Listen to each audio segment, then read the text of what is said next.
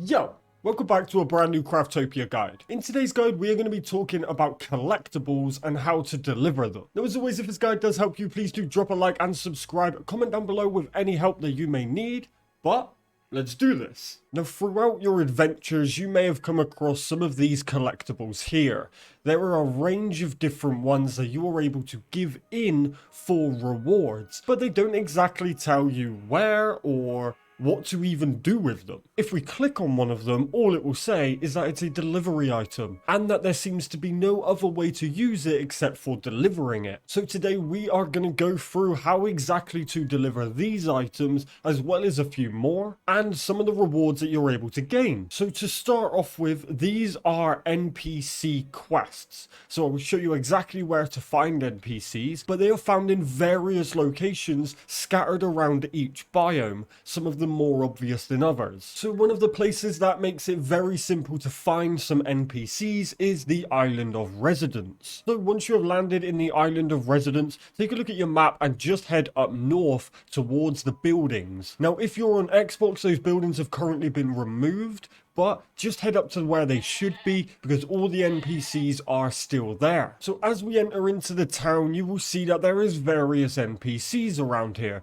This one here, Villager Man, if you try to talk to them, they just give you a tiny bit of information, but they don't actually allow you to open an interface to interact with them. However, if we come into here, you can see we have a few different types of NPCs. We have a researcher, we have an explorer, there are others elsewhere as well that we will go and see. And of course we have our merchant. Now the merchant will be no use when it comes to collectibles, but you can still get some great things from merchants. If we go ahead and talk to Explorer Alwida, then we bring up this interface here. Now as you can see, she is requesting one Gibeon. And the reward item will be one Francisca 3, which is a sword. And it's due by the next day, which is 43 minutes until that will refresh. So now let's talk to Researcher Faust. So here we have one of the items that we currently have. So the requested item is one scratched ancient document, which is this one here. And as a reward, we get 5 logs. So not a great reward, but you understand how it now works. And in 42 minutes, and that's IRL 42 minutes, these will refresh. Now this isn't really part of the collectibles, but I thought I'd mention while I'm here. This is Fergus. Fergus can be found on every single biome.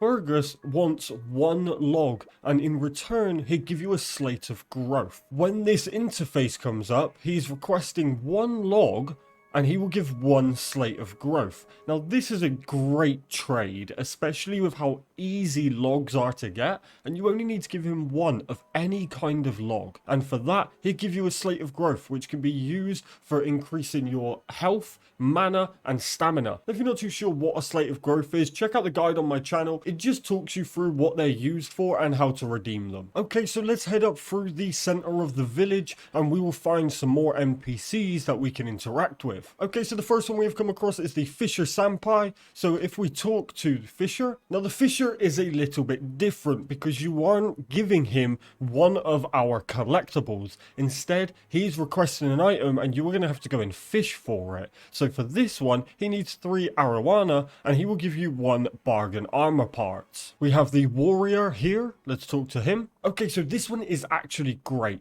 So if we head to our Warrior right now and we give him 1 item with enchanted low ether, we will actually gain 1 Mjolnir. And next we have the Hunter. Now the Hunter always requests one of the tokens from killing one of the bosses. So in this case, he wants 1 token of Spirit Queen, which is actually our Fleur boss. And in return, we get 1 damaged bag of old silver coins. Now there are a bunch of different NPCs with a bunch of different rewards, and sometimes those rewards can be pretty much useless. Other times they are stuff that you can only get from doing these missions, such as the Sharpshooter Bow. So there is definitely a point in doing these missions, delivering these items, especially as there's no other use for those collectibles anyway. So the rewards are constantly changing, but if you want to stay on top of them, what I would actually recommend doing is bringing yourself a spawn point and placing it in this village. So I have a specific world set up that is my NPC world. It actually spawns me back down here where we were talking to the researcher and the explorer, but I just have a spawn point set up right here, meaning anytime I come to this biome, I appear here and I can instantly check my researchers. So let's just do this one here. So he asked for the one scratch ancient document, so I'm going to give him one of those, and then when I close the interface, you will see that I actually gained the logs. So they weren't nothing great, they're no special logs, but they do have a stamina consume rate and a movement speed, so could be handy for a glider. So what I would actually recommend doing is having a chest in your base where you just save these items up. Now, if you see, he now has these hearts above his head, which means until he resets, he has no interest in talking to me. So now I've teleported to the island of Cherry Blossom, right by the portal. If I just run over in this direction,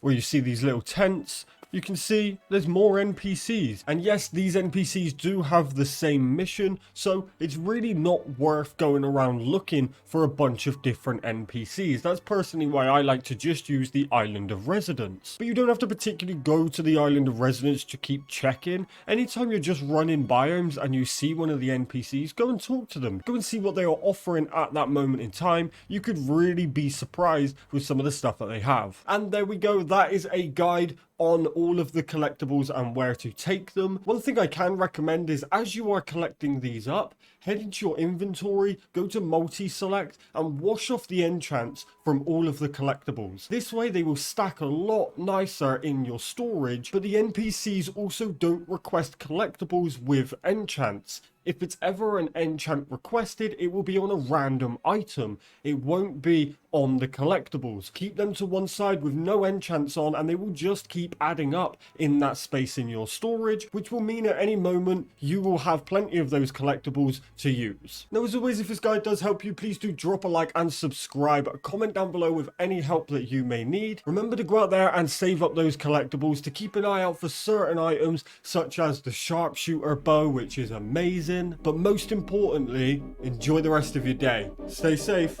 and I'll catch you guys in the next video. Peace!